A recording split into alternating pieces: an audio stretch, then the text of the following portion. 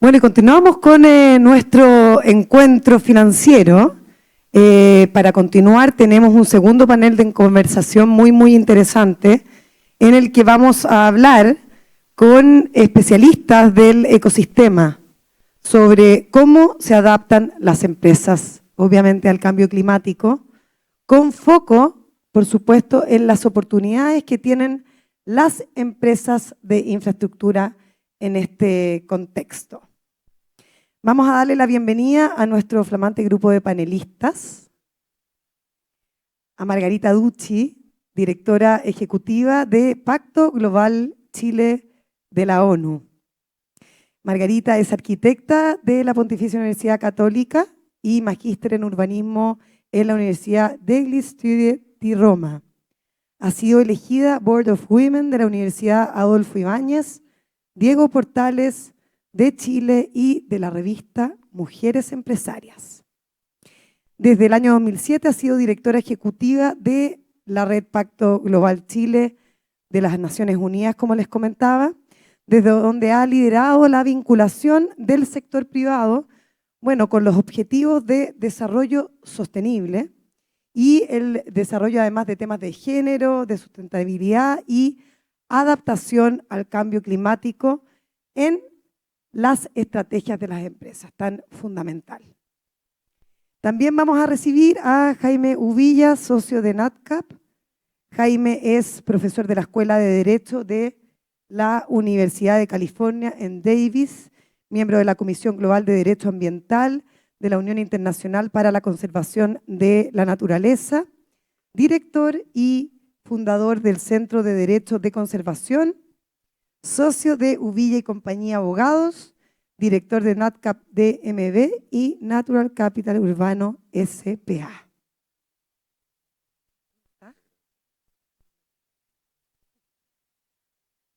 Y vamos a presentar también a Cristian Salas, director ejecutivo del Centro de Cambio Climático de la Pontificia Universidad Católica.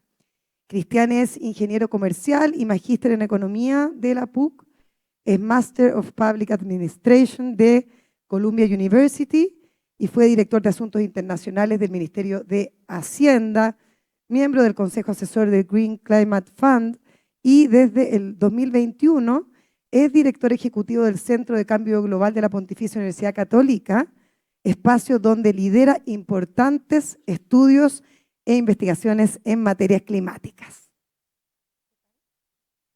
Así es que les damos un caluroso aplauso a nuestros tres invitados.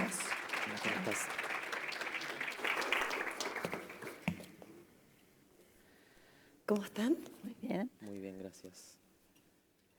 Bueno, gracias por estar aquí a ustedes y poder tener esta interesante conversación sobre cómo nos vamos adaptando a esta nueva realidad que obviamente ya sabemos que llegó para quedarse. Así que vamos a partir con Cristian, en el Centro de Cambio Global de la Católica. Han trabajado en estudios de adaptación de la infraestructura al cambio climático y quería saber cómo considera que ha sido la evolución en este sentido específicamente para empresas como ISA. Perfecto, muchas gracias por la pregunta. ¿Se escucha bien? A ver. ¿Se escucha bien? Sí, un poquitito más fuerte. Perfecto, muchas gracias por la pregunta y muchas gracias por la invitación a ISA. Un gusto estar en este panel y escuchar también el panel anterior y al ministro, por supuesto, en la discusión de estos importantes temas. ¿Lo subís una foto? Ahí, perfecto. Sí, efectivamente en el Centro de Cambio Global hemos trabajado en distintos planes de adaptación en el sector de infraestructura y en otros sectores también de la economía, tanto a nivel de sector público como sector privado. ¿Ya? Dentro del sector privado, con empresas mineras, metálicas, no metálicas, también con empresas de transmisión eléctrica, como ISA, también en proyectos de inversión en el sector de transmisión eléctrica, como el proyecto Grimaldo Aguirre, también ahí estamos participando en todo el análisis de riesgo y amenazas respecto al cambio climático. En particular, yo diría que es importante tener en consideración todo el ciclo de adaptación al cambio climático cuando hablamos de plan de adaptación. Plan de adaptación es una de las fases finales, quizás cuando llegamos después de varios pasos. Y nos gusta mucho resaltar eso porque hay fases iniciales que son súper relevantes. Una tiene que ver con el entendimiento de las amenazas climáticas a las que está expuesta algún alguna actividad económica, en este caso infraestructura física, todos los riesgos físicos o riesgos de transición también que pueden ser analizados. Cuando hablamos de la amenaza climática, en un principio hay un componente importante y un desafío importante de una buena identificación, ¿ya? Todo esto se hace a través de considerando, por supuesto, consideraciones climáticas y escenarios climáticos hacia el futuro, que son elementos importantes porque hay mucha incertidumbre respecto a lo que va a pasar en el futuro. ¿Ya? Y hay varias decisiones importantes respecto a los modelos que se utilizan, el tiempo, por supuesto, que se analiza, eso depende mucho también de la duración de la infraestructura. Entonces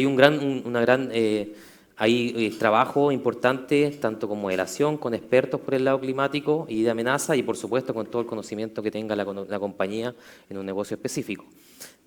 Tiene que considerar también, por supuesto, la exposición que tienen los activos físicos al cambio climático y toda la vulnerabilidad en términos de activos propiamente tal y todo lo que rodea, por supuesto, la infraestructura. En este caso también las comunidades, por ejemplo, aledañas también son relevantes en el análisis cómo el cambio climático las puede afectar a ellas. Específicamente en el caso, por ejemplo, de ISA Interchile, hemos estado analizando riesgos climáticos, amenazas climáticas relativas a olas de calor, cómo eso impacta en los activos físicos, las inundaciones eventualmente, cómo pueden afectar la transmisión también, también temas hídricos, por supuesto, siempre entran en consideración, y de incendio en algunos casos que también son relevantes para el negocio. En ese sentido, ¿uno pudiese ver que es más un riesgo o una oportunidad, Cristian? Cuando hablamos principalmente en términos de adaptaciones, no como en el caso de mitigación, que normalmente uno tiende a hablar de mitigación al cambio climático, que se mostró mucho en el panel anterior y lo que mostraba el ministro, es mucho más directo ver las oportunidades, porque son nuevos negocios, incorporación de nuevas tecnologías. En el caso de adaptación al cambio climático, hay oportunidades que están más relativas, que tienen que ver con conocimiento, información que las empresas tienen que adquirir para entender mejor el fenómeno, herramientas que deben incorporar, y también por el lado de oportunidades se puede mencionar a potencial acceso a nuevas fuentes de financiamiento, ya que son especialmente relevantes para el caso de adaptación al cambio climático. Cuando continuamos con el ciclo de adaptación, llegamos a la parte de la definición de los riesgos climáticos y entender cuáles son los riesgos climáticos que afectan y cómo se generan las medidas de adaptación para enfrentar esos riesgos. Y hay una parte ahí muy relevante de entender cómo yo decido, cómo priorizo las medidas que puedo tomar, porque son muchos riesgos, son muchas medidas que se pueden tomar, pero por supuesto ustedes saben muy bien que los recursos son escasos y en algún momento hay que priorizarlos. En ese sentido es importante la clasificación que hace de los riesgos y cómo yo puedo entender de alguna manera los potenciales beneficios que puedo tener al hacer las inversiones. Y ahí es donde aparecen oportunidades, por ejemplo, de financiamiento.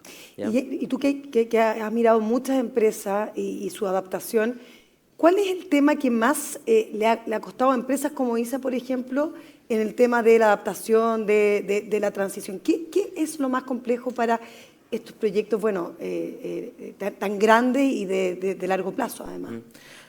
Hay un componente relevante de información, por supuesto, y la incertidumbre que se enfrenta uno a las decisiones.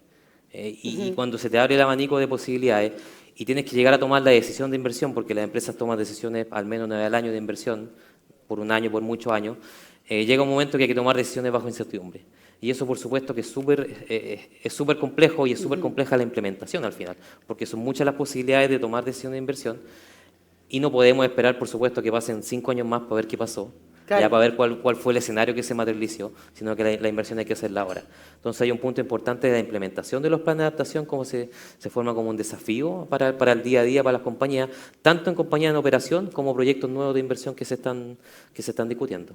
¿Y qué logros has visto en este tipo de empresas? O sea, ¿cuál dirías tú que podría ser algún caso exitoso que pudiese servir como de recomendación o de guía para empresas de infraestructura y empresas que, claro, invierten grandes recursos aquí en Chile y consideran proyectos de largo plazo, que además es lo que necesitamos, según lo que hemos escuchado en los paneles anteriores?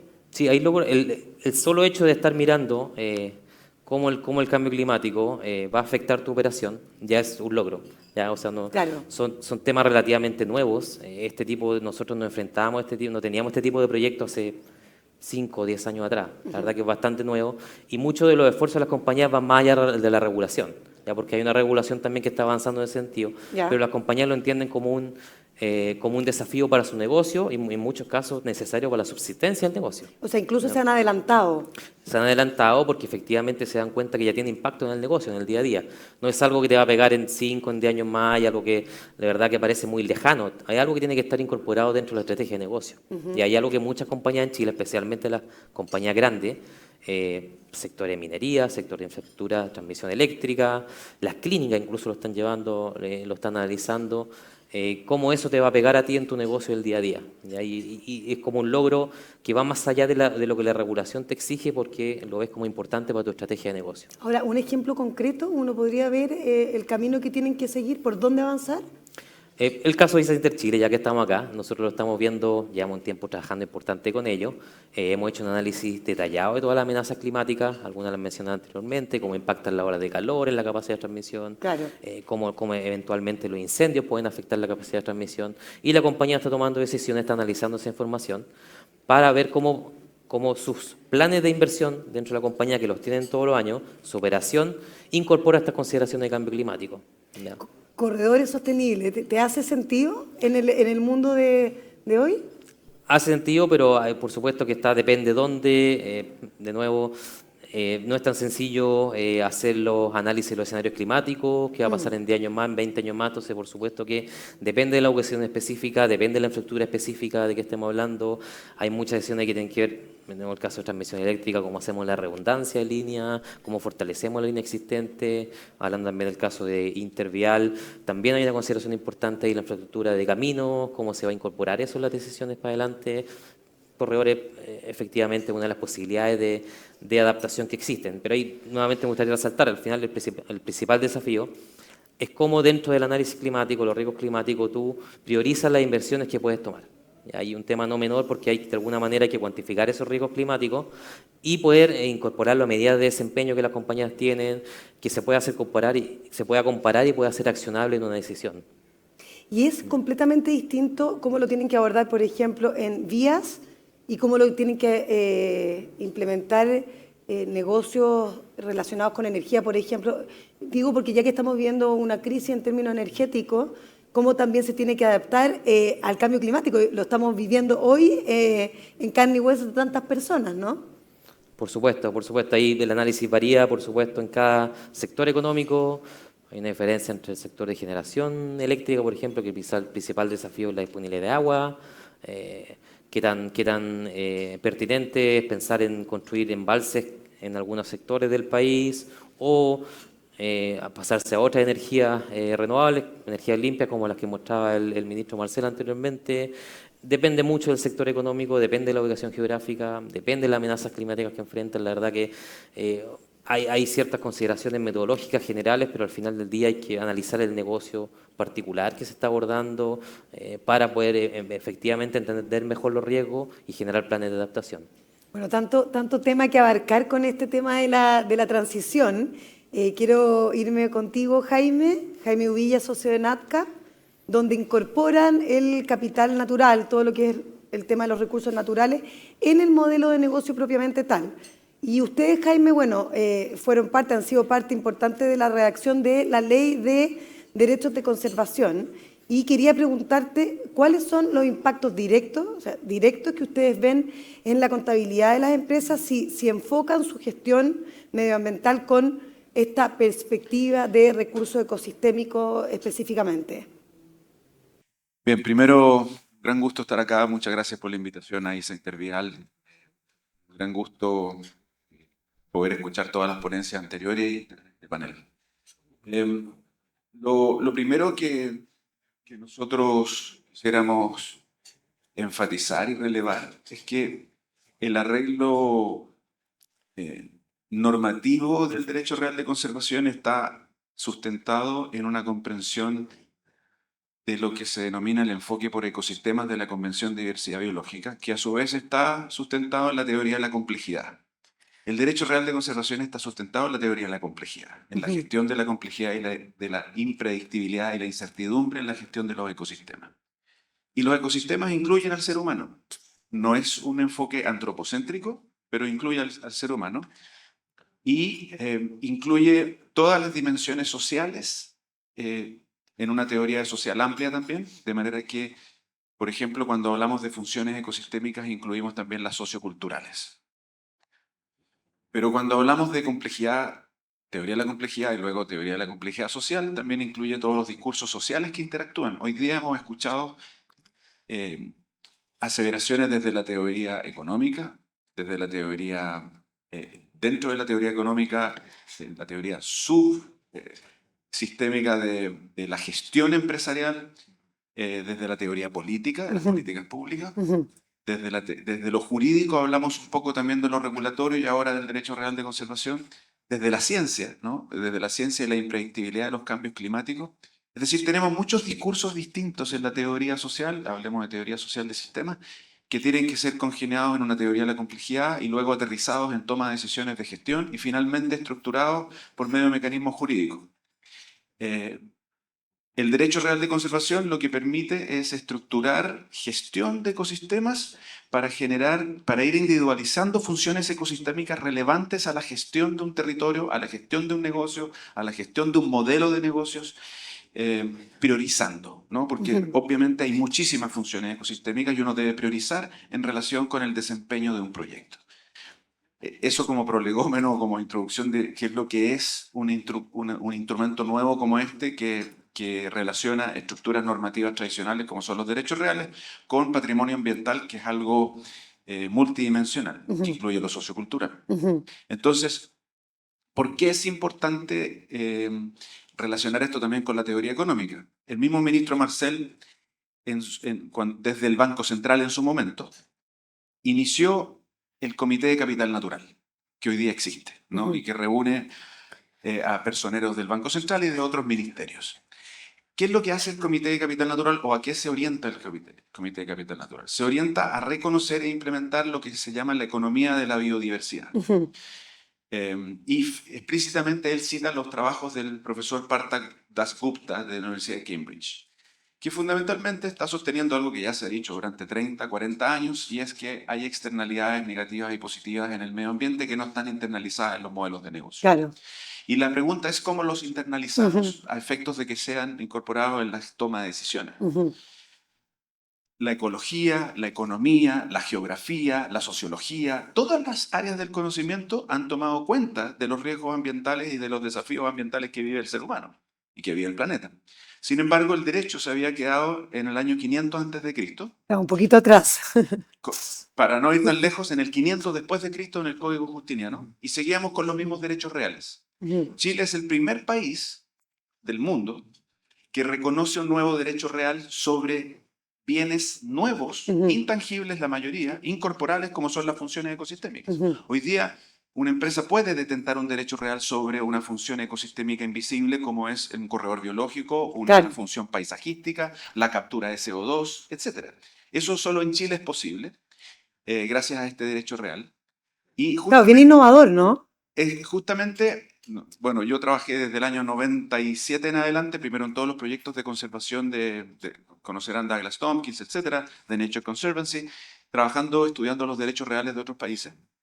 Y finalmente llegué a la conclusión, y fue objeto de mi tesis en Edimburgo, que lo que faltaba era una pieza legal. La economía había avanzado en economía ambiental, la ecología había avanzado en la determinación y delimitación y delineación de funciones ecosistémicas, la geografía, etc. Todos habían avanzado.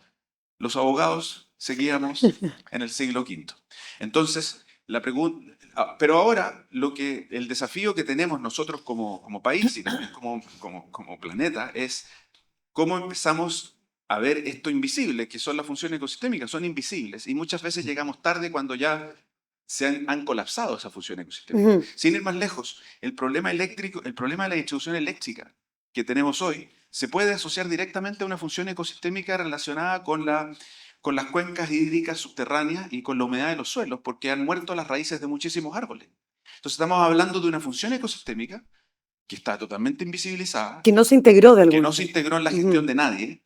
Y creemos que hay árboles que siguen estando ahí, pero en realidad toda la realidad del suelo, de la función del suelo y de la función y su relación con las cuencas hídricas freáticas está totalmente deteriorada. Y estamos hablando de un asunto relacionado con la crisis hídrica, relacionado con el cambio climático, pero en general está relacionado con la falta de conocimiento y la falta de predictibilidad que tenemos porque nuestros sistemas no son suficientemente complejos para Ahora, observar. qué interesante, ya que pone el tema de lo que está ocurriendo hoy, la contingencia, de que probablemente hay algunas compañías que están mirando solamente las variables económicas, pero que no integran todas estas otras variables que ustedes lo ven a través de estos elementos específicos.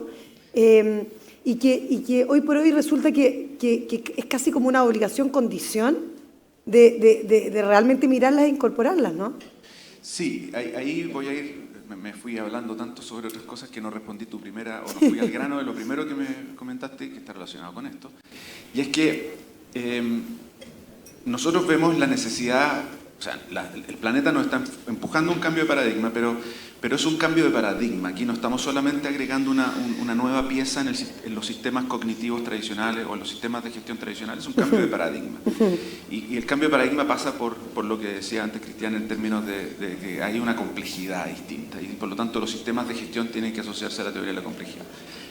La pregunta es cómo los sistemas tradicionales son capaces de tornarse reflexivos o capaces de observar esta nueva complejidad y estas nuevas variables, no solamente como un problema, sino como una oportunidad. Sino como una oportunidad, claro, como activos potenciales que agregan valor en mi modelo de negocios, que le agregan valor a las acciones, porque me listo en el Dow Jones Sustainability Index, claro, no en los índices tradicionales, porque mis accionistas me ven diferenciado, porque mis accionistas ven que soy sostenible a más de 100 años o a más de 20, 30 años y no ven que mi empresa puede colapsar y mi concesión me puede ser caducada por el gobierno o claro, lo que fuera, ¿no? Por lo tanto, estamos hablando de activos que son contabilizables, el derecho claro, de conservación se ahora puede activar contablemente. Veo dos temas distintos, porque uno es como a nivel reputacional también, ¿verdad? O sea, cómo se valora el hecho de que uno tenga integrado el tema de la huella carbono, el tema verde, etcétera, pero también por la propia ley que hablábamos antes, de que eso puede ser como un recurso financiero también, ¿no? Exactamente. Las metodologías de capital natural internacionales, que tienen vertientes públicas y privadas, pero que se conectan, las del Banco Mundial son eminentemente para las cuentas públicas de los estados, las de la Coalición Mundial de Capital Natural son para las cuentas privadas, facilitan integrar los activos de capital natural a la contabilidad tradicional, digamos derechamente a la contabilidad IFRS. Ahora, lo que hace el derecho real de conservación es entregar un instrumento jurídico registrable en el registro de hipoteca y gravámenes que te permite llevarlo a un activo contable de la empresa. Cuando tú tienes un activo contable, que es capital natural conforme a las metodologías, puedes producir valor de capital natural en 7 niveles. Eso sería muy largo detallarlo, pero hablemos del nivel 4 que lo insinué antes respecto al valor accionario. Si yo tengo capital natural en mi empresa, puedo postular a registrarme en índice de accionarios sostenibles, claro, porque puedo demostrar con instrumentos incluso jurídicos y con contabilidad que tengo capital natural. Pero además mis bienes y servicios pueden sostenerse que tienen una huella baja de biodiversidad, porque tengo créditos de biodiversidad, porque tengo activos de capital natural. No solo tengo créditos de CO2, tengo créditos de biodiversidad, tengo activos de capital natural y puedo vender cobre verde, puedo vender servicios verdes de lo que sea, ¿no? Servicios incluso de telefonía o servicios justamente de carreteras. De manera que quienes pagan un peaje pueden sentir que están pagando también capital natural y una porción de esto es para sostener los ecosistemas. Pero todo eso no solamente es un gasto del cliente, ni tampoco es un mero gasto de la empresa, que normalmente en materia ambiental, tradicionalmente, todo lo que es ambiental era un gasto. Todas las medidas de compensación y mitigación son meros gastos y nunca un activo. El derecho real de conservación lo que permite es activar todos esos esfuerzos, puesto que la paradoja era que cuando hacemos bien las cosas, eso es un gasto, en vez de ser algo valioso en la contabilidad de la empresa.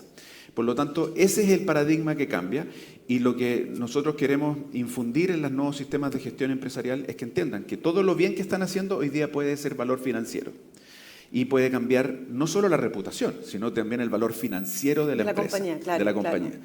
De manera que vamos mucho más allá de lo que es el ESG tradicional, que es normalmente altamente reputacional y basado en el miedo de perder una buena reputación. En este caso estamos hablando del valor afirmativo de hacer bien las cosas. Claro, se unen ambas cosas. Y en términos de proyectos de infraestructura, tú ves que, bueno, que es condición mínima por una parte para estos proyectos a largo plazo, pero además que lo están integrando. Yo creo que paulatinamente es un cambio de paradigma. Paulatinamente lo están entendiendo, lo están adoptando. Yo creo que hay empresas líderes en eso, ISO Intervial es líder en innovar, en buscar nuevas formas de entender el territorio, de manera que creo que en eso está muy bien proyectada.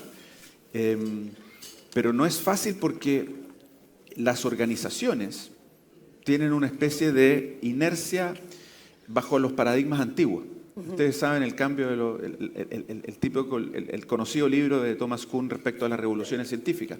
¿Cuánto toma el cambio de un paradigma? El cambio de un paradigma puede tomar décadas, a pesar de que ya esté totalmente demostrado que lo que hay que hacer es X, los sistemas siguen con una inercia de Y. ¿Okay? Y eso requiere un cambio de gestión, un cambio de modelo cognitivo incluso de las empresas, porque tienen que observar el entorno de una manera distinta. Y ahora observar el territorio como si no solo hubieran metros cuadrados y madera, sino además funciones invisibles, ¿no? Lo que, claro que es un desafío. Por eso que los sistemas de información y los sistemas de información geográficos son muy importantes para observar el territorio de una manera distinta. Y luego que la gestión legal también vaya cambiando, ¿no? También los departamentos legales están en paradigmas antiguos, porque todos los abogados han sido entrenados en el derecho tradicional, claro, en el derecho románico tradicional. De manera que, y los bancos lo mismo, los bancos, ustedes saben, cómo evalúan los proyectos. Nosotros estamos incidiendo mucho, tratando de incidir mucho en que los proyectos empiecen a observar los proyectos desde la sostenibilidad de los sistemas de gestión que están implementando gracias a las metodologías de capital natural. Y estamos pasando por muchas vallas en bancos gracias a eso. Estamos mostrando la sostenibilidad de muchos proyectos gracias a que las metodologías que están implementando, los sistemas de gestión que están implementando, son mucho más capaces de observar los riesgos y mucho más proclives a evitarlos o a reducir su dimensión e intensidad y su duración. Por lo tanto, creemos que también, y lo mismo hace el protocolo de capital natural, The Natural Capital Protocol de la Coalición Mundial de Capital Natural, tiene un anexo para las instituciones financieras, en la que participaron casi todos los bancos internacionales, HSBC, etcétera, para entregar parámetros de evaluación de proyectos, tanto para fondos privados como para la banca, para verificar cuándo un proyecto tiene sostenibilidad ambiental. Claro, en el tiempo. Y cuando se implementan las metodologías de capital natural, eso cambia significativamente, porque además empieza a mostrar activos de capital natural. Concretos, claro, verificables, delineados y valorizados en torno a qué es lo que tú estás haciendo y que no es puramente reputacional. Sino que afecta, claro, es un elemento propio del core del negocio. Claro. Y muchos de nuestros clientes tienen ya departamentos de capital natural que están asociados a generar valor de capital natural, porque el valor de su empresa a 100 años plazo es el capital natural que van a gestionar.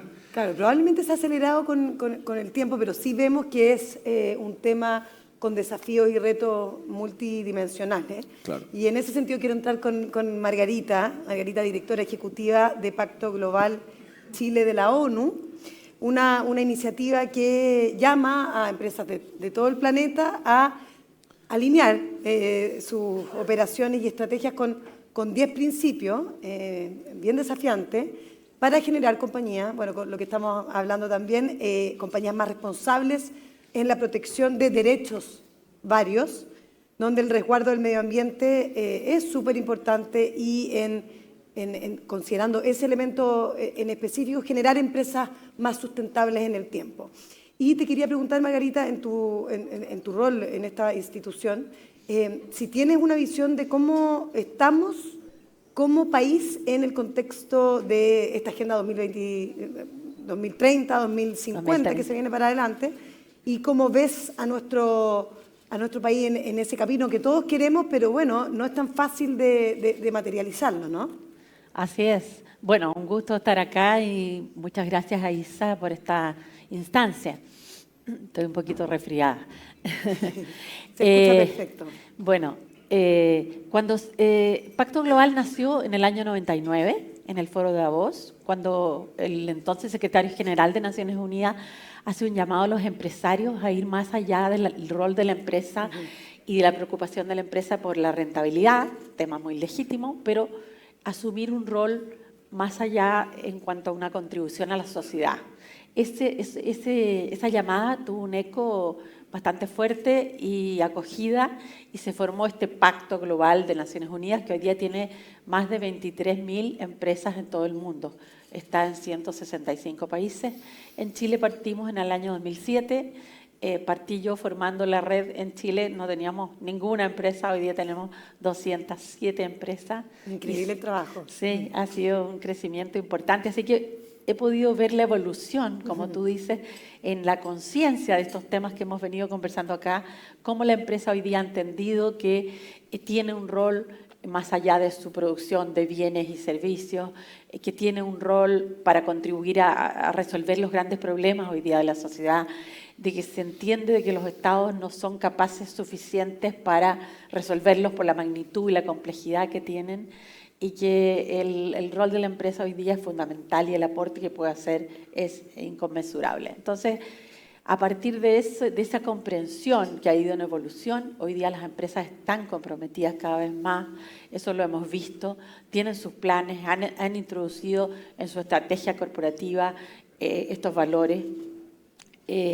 La Agenda 2030, desde nuestro punto de vista, tiene un gran valor porque es una agenda mundial. Ahí se comprometen los países, es decir, todos los 163 países que forman parte de Naciones Unidas, entre ellos Chile, tienen un compromiso con avanzar en la agenda, rendir cuentas cada ciertos años de cómo estamos avanzando con políticas, con programas.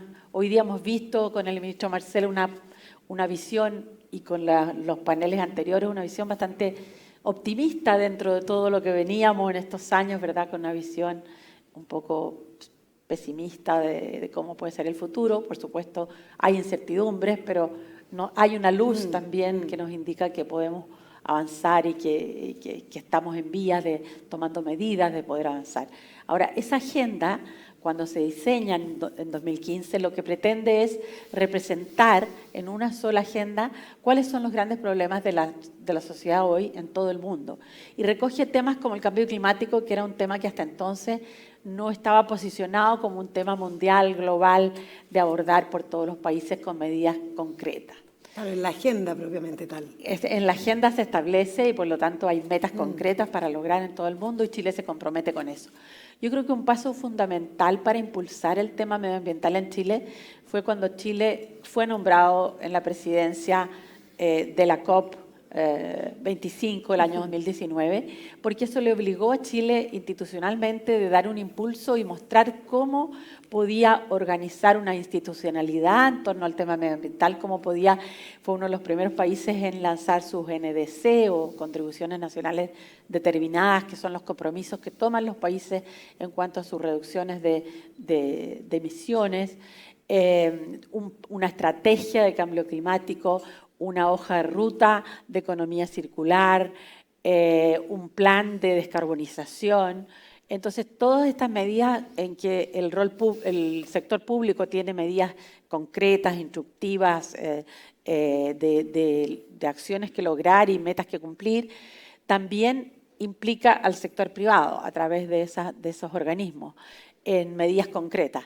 Y hoy día, con el gran crecimiento que hemos tenido de las energías renovables, por ejemplo, en Chile, que es notable, en cuya demanda ha tenido una participación importantísima la minería, tal como se mencionó en la mañana, ha hecho que, por ejemplo, avancemos muchísimo en ello, que también en el consumo del agua, que es un tema crítico para el caso de Chile, ¿no es cierto? Si bien hemos tenido grandes lluvias últimamente, pero sabemos que tenemos un problema intrínseco y profundo de sequía y de crisis hídrica, mirado en el largo plazo y en el tiempo, ¿verdad?, de cómo se han dado las precipitaciones. Entonces sabemos que, por ejemplo, el tema de el consumo hídrico, medir la huella hídrica es fundamental. El tema del crecimiento de las desaladoras, por ejemplo, ha sido fundamental, tanto para la industria como para el consumo humano. Entonces, son temas en los cuales sí hemos avanzado mucho y donde hay mucha conciencia, creo yo. Te quería preguntar, porque ya que estás viendo a otros países, no solo a Chile, porque claro, nosotros hemos ido cumpliendo ciertos compromisos, ¿verdad? Y nos hemos adelantado incluso a esos compromisos. Pero veo que hay otros países que, por ejemplo, están súper atrasados, o sea, no han ido cumpliendo esos pasos previos. En ese sentido, ¿Chile sería como un país a mirar? Mira, en general la Agenda 2030, que representa todos los 17 Objetivos de Desarrollo Sostenible, que tiene 230 metas y 169 indicadores, claro, está muy atrasada en el mundo, sobre todo con la pandemia se atrasó un promedio de 4 años en promedio en todo el mundo, y en América Latina un atraso de 10 años. Fue muy, muy crítico. Ahora, si miramos los estudios que hay, por ejemplo, el estudio del año pasado del avance en la Agenda 2030 por parte de todos los países firmantes, de la Universidad de Columbia, del profesor Jeffrey Sachs, vemos que Chile está en el lugar 28 de 163 países. Eso nos podría dejar súper orgullosos, que estamos súper bien, pero en realidad sabemos que tenemos muchísimos problemas, muchísimos temas que superar. Pero, por ejemplo, en el tema medioambiental, porque ahí hay un análisis que lo pueden visitar, está en la página web, Hay objetivos que están en franco avance, otros que se Perfecto. han mantenido estancados y otros que están hacia abajo, digamos. Igual tenemos que mirar el vaso medio lleno y decir, igual estamos dentro de bien rankeados, ¿no? Estamos súper bien Si bien rankeados, con muchos súper bien desafíos, rankeados, claro. pero sabemos que tenemos bastantes problemas, ¿no? Y temas que superar, sin duda. Así que en América Latina estamos súper bien posicionados también y nos miran de esa manera. Ahora, evidentemente que en primera línea están los países nórdicos que han tenido una cultura de sostenibilidad de mucho tiempo, de muchos años, y está muy introducida, ¿no es cierto?, en toda la sociedad, en todos los ámbitos. Por lo tanto, ha sido mucho más fácil, diría yo, evolucionar y avanzar rápido, porque ya la cultura se venía conformando desde antes. Claro, yo creo que la gran sorpresa es que Chile ha avanzado más rápido tal vez de lo que muchos esperan como país. Y ahí te quiero preguntar y entrar entonces en el ámbito más bien del mundo privado, porque claro, hemos ido avanzando en ciertas metas, ciertos compromisos, y quería ver cómo tú estás viendo que los objetivos a corto plazo de las empresas debiesen estar alineados también a esta temática. Mira, el Pacto Global hace todos los años un estudio a nivel mundial de los desafíos de los gerentes generales de las empresas socias de Pacto, que como te decía son 23.000, pero en una muestra de ello, que no es menor, cuáles son los obstáculos que tienen, los grandes desafíos, dónde tienen los focos, ¿no? Y a raíz del gran retroceso de la agenda a nivel mundial, ha definido un programa que se llama Forward Faster, ponen los nombres en inglés porque es para todo el mundo, pero es avanzar más rápido, y ha definido 5 ejes fundamentales. Uno es el tema climático, sin duda, como un eje fundamental, diciéndole a las empresas y transmitiendo el mensaje, avancen en el tema climático, tomen medidas de mitigación y adaptación, es fundamental que lo hagan, asuman también una tarea en la conservación, que es algo también bien incipiente, como estábamos mencionando recién. El tema del agua, que sin duda es un tema mundial. Clave. Tomen medidas también en ese sentido. Reduzcan su huella, preocúpense de eficientar el uso. No es un producto infinito. En el tema del agua, ahí me causa mucha curiosidad, que tú lo hablabas antes con el tema de las plantas desaladoras. Hemos avanzado lento en ese sentido. O sea, no sé si eso tiene que ver además con un tema de permisología y otras cosas, pero se supone que cuando tenemos una crisis del agua tan importante, ¿eso debiese avanzar más rápido? Yo te diría que ha habido bastante avance en el tema del agua en general, en el sentido de que ha habido bastante innovación en esa área en cuanto a reutilización de aguas en los procesos productivos. No todo es del aprovechamiento del agua marina, sino también reuso del agua dulce. Plantas desaladoras, además de las que ya hay, que entiendo que son del orden de 25 plantas, no sé si me equivoco, pero hay una enorme cantidad que está también en proceso de desarrollo. Yo tuve la oportunidad de estar en Exponor hace unos meses atrás y vi un proyecto muy interesante de una gran desaladora, por ejemplo, que abastezca a distintos procesos mineros de la zona, porque también si cada industria va a tener su propia planta desaladora, al final nuestra costa va a ser una sumatoria de edificios que van a estar al borde del mar, ¿verdad? No todos tan atractivos y visualmente contaminantes también. Entonces, hay que también estar alerta a los impactos negativos de las desaladoras, que tienen algunos, en cuanto al pH del agua. Bueno, hay distintas posturas ahí de cuánto contamina, cuánto no, pero en definitiva es una solución, sin duda. Pero quizá está por verse una mayor innovación y mayor tecnología que venga, ¿no es cierto?, para una mayor optimización de las propias desaladoras.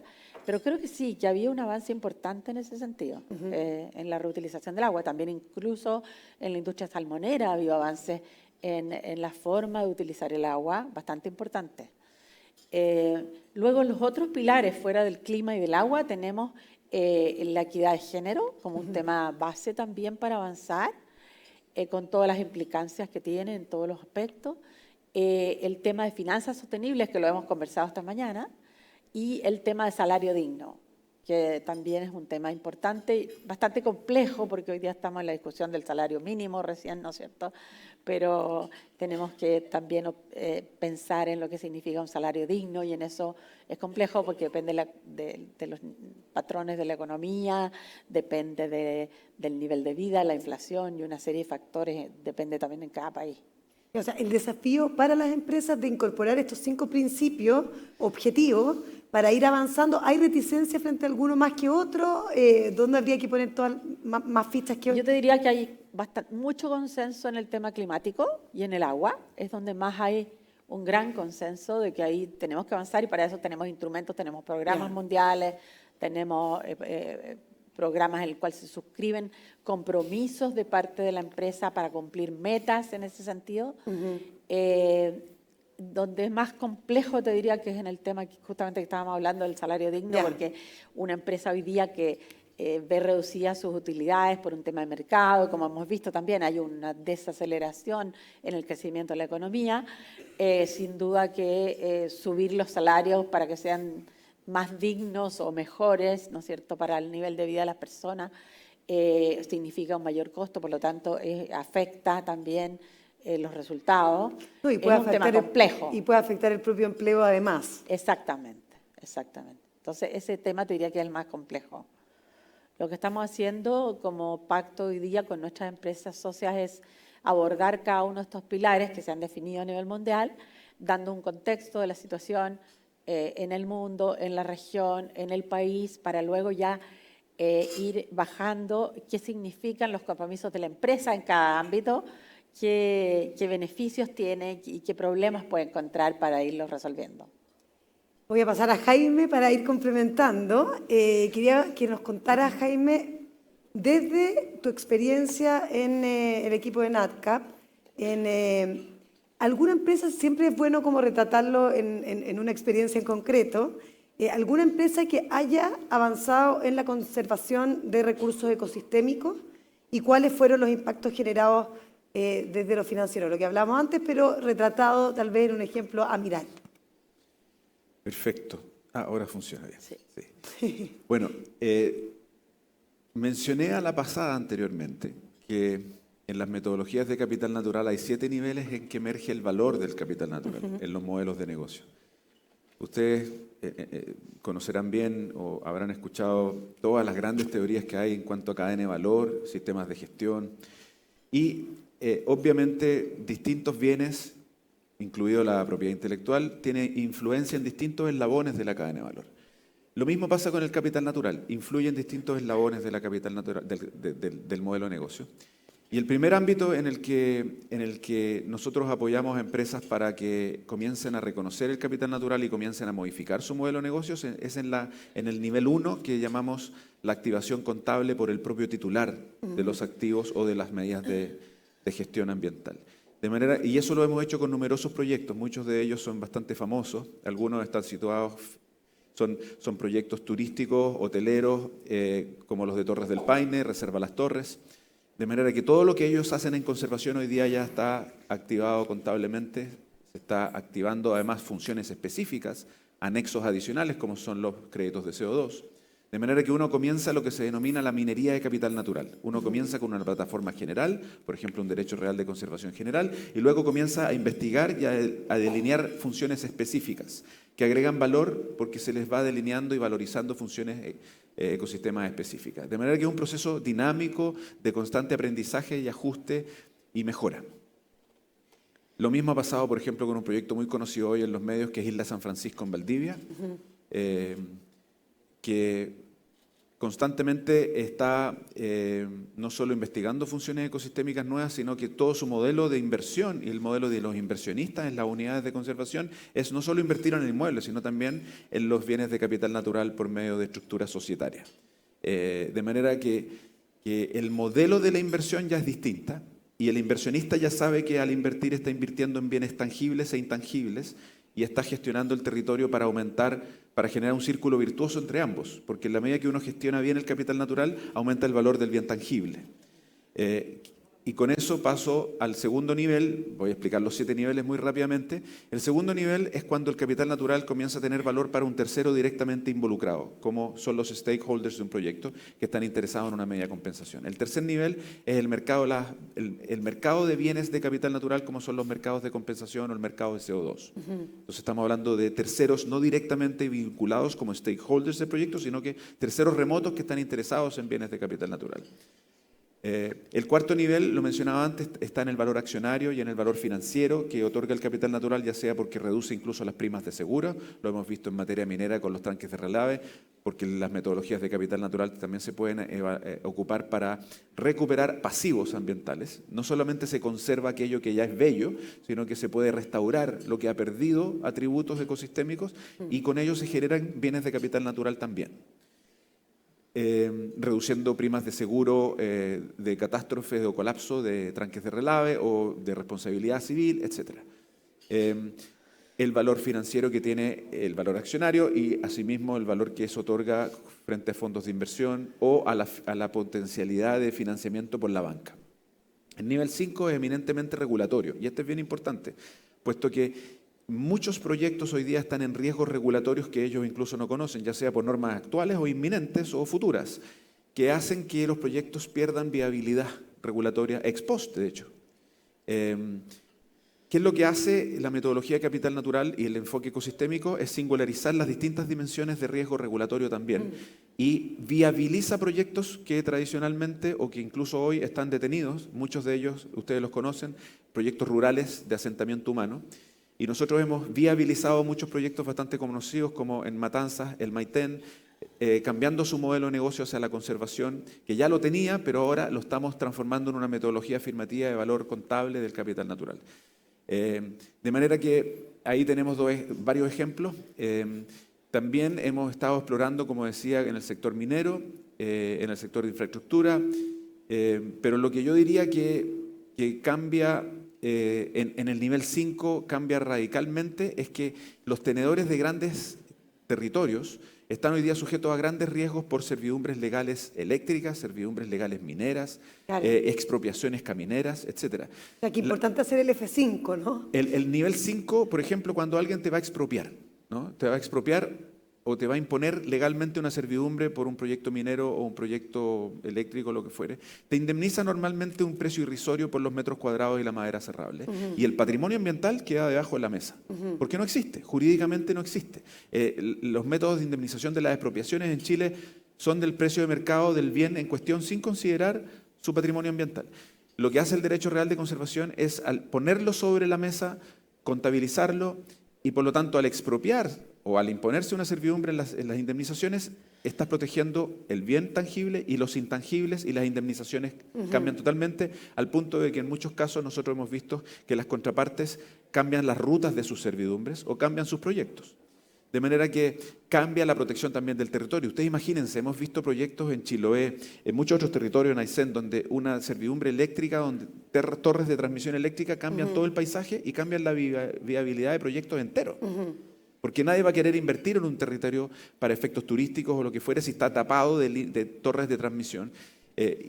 Y más encima, las indemnizaciones fueron irrisorias, ¿no? Claro. Porque uno bien podría decir, mira, entiendo el desarrollo, entendemos esto, con las indemnizaciones vamos a modificar el proyecto, vamos a ampliarnos hacia este otro sector y vamos a compensar de alguna manera los impactos. Me encontré muy interesante mirar que las empresas sepan estas como regulaciones que se vienen, que muchas veces se desconocen, no se saben, y actualizar lo que está pasando. Ahora te quería preguntar concretamente, ¿hay afectación positiva? ¿Uno podría hablar de una afectación positiva en la tasa de retorno concretamente de los negocios, de los proyectos, al incorporar este enfoque de capital natural propiamente tal? Lo hemos visto en los proyectos, voy a mencionar los proyectos más pequeños porque son aquellos en que uno dice que es inverosímil que aumente el valor, ¿no? Hemos asesorado ecoaldeas pequeñas. Una de ellas es bastante conocida en Linares, en el sector de Rari, la bella ecoaldea. ¿Ya? Y lo que hemos hecho es incorporar en todo el modelo de la ecoaldea las funciones ecosistémicas del capital natural. Lo que se ha producido ahí es una multiplicación casi anual de 10 a 20% en el valor de la tierra. Y con eso quiero ir al nivel 7, me voy a saltar el 6 todavía, pero el nivel 7 es justamente el valor de los bienes y servicios. En este caso, el valor de las unidades de conservación antiguos lotes, ¿no? Hoy nosotros les llamamos unidades de conservación porque cada uno de los titulares de este derecho real de conservación o de este predio que tiene derecho real de conservación es titular también del patrimonio ambiental por medio de la estructuración legal adecuada y por lo tanto también es conservacionista, no es solamente propietario, es un propietario conservacionista. Pues bien, los inmuebles han ido aumentando de valor significativamente porque, como ustedes saben, históricamente todos hemos escuchado casos en que alguien invierte en un inmueble con vista a una cancha de golf o con una vista maravillosa y a los pocos años desaparece la cancha de golf porque es loteada Claro.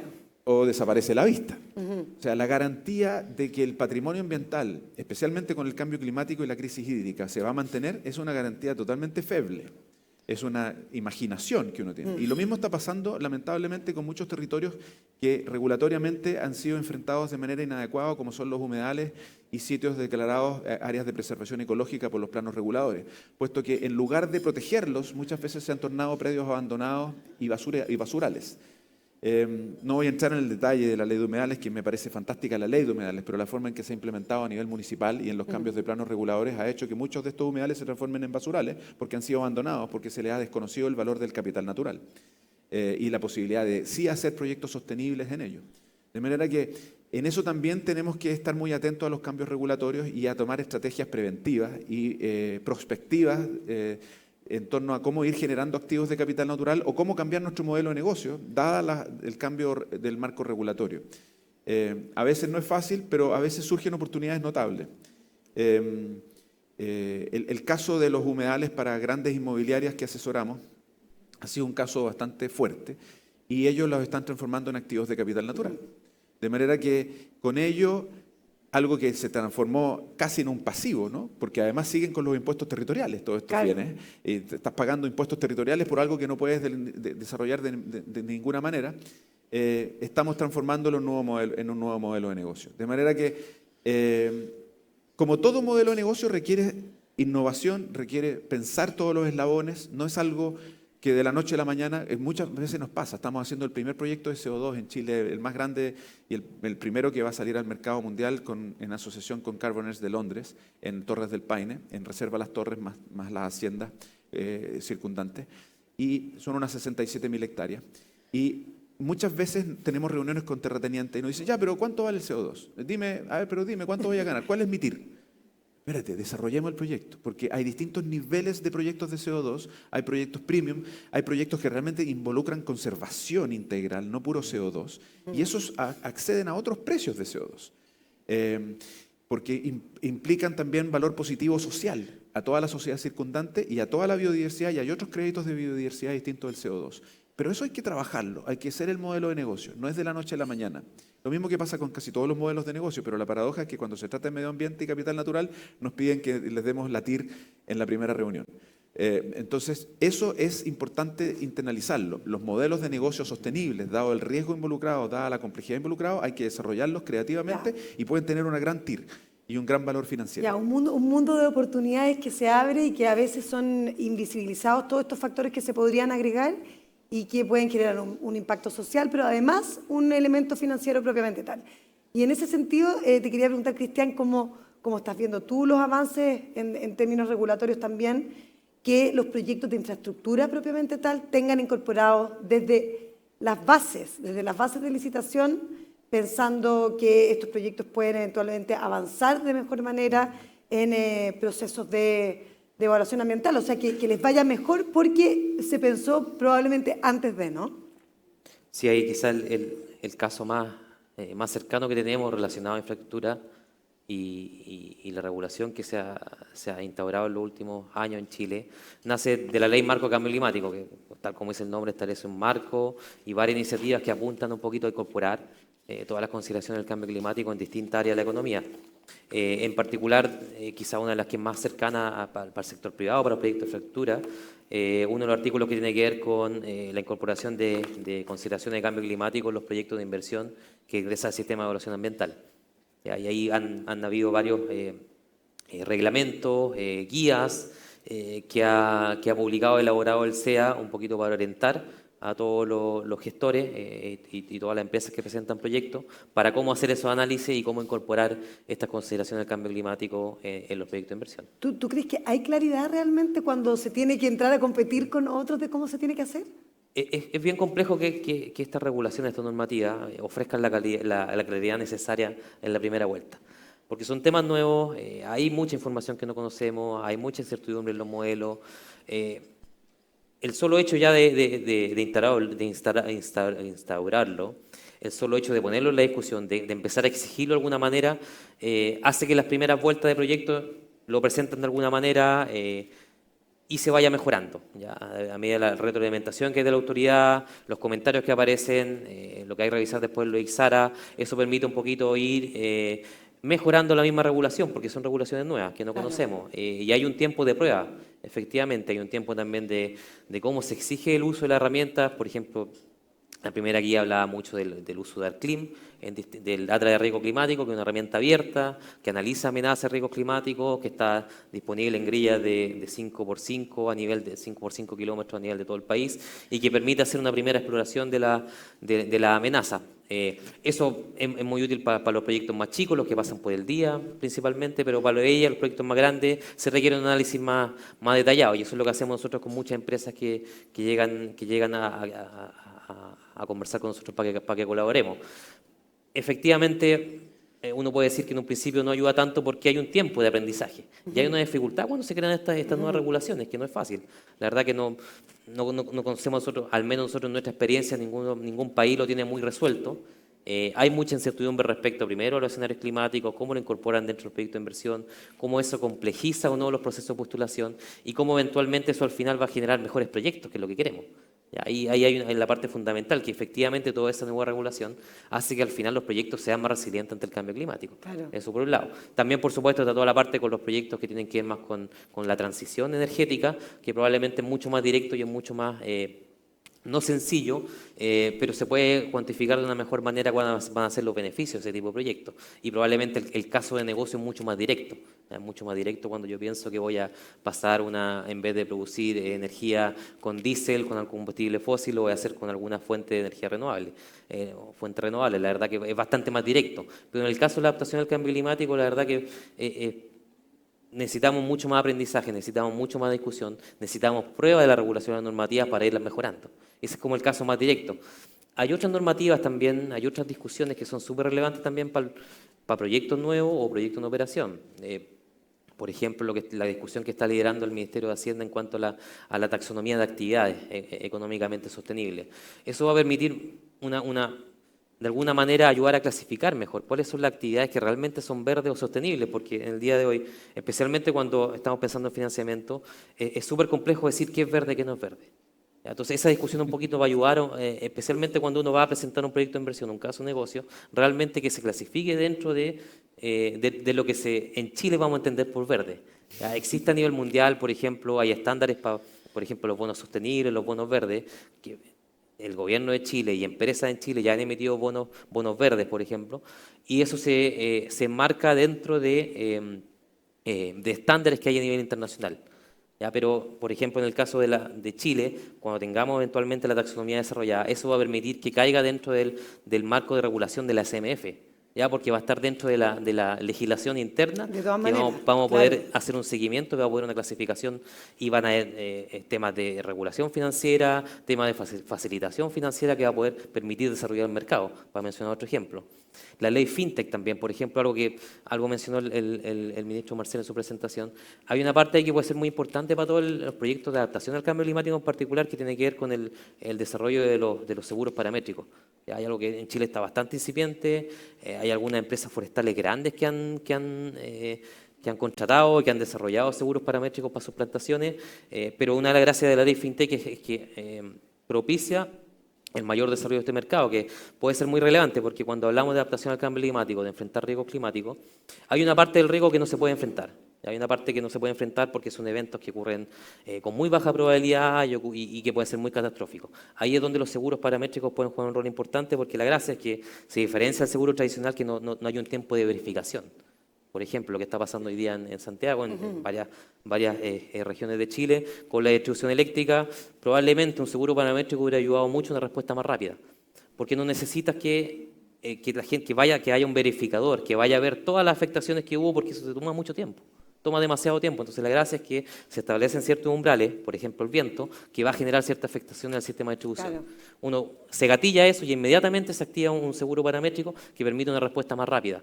Eso se puede aplicar a muchos sectores y algo que es bastante incipiente en Chile y que hay mucho que trabajar. Bueno, qué ahí. interesante también el tema de la prevención y cómo estamos mirando cómo los nuevos fenómenos, que ya no son tan nuevos, pero que llegaron para quedarse, van a afectar nuestros propios negocios. Les doy las gracias porque ha sido muy interesante también para sacar lecciones, aprendizaje, de que este es un tema multidimensional y que tenemos que tratarlo desde el inicio de un proyecto hasta mirarlo, ese mismo proyecto, en el largo plazo. Así es que, Margarita, Cristian, Jaime, muchas gracias. Muchas gracias. Muchas gracias. También los vamos a invitar a recibir este obsequio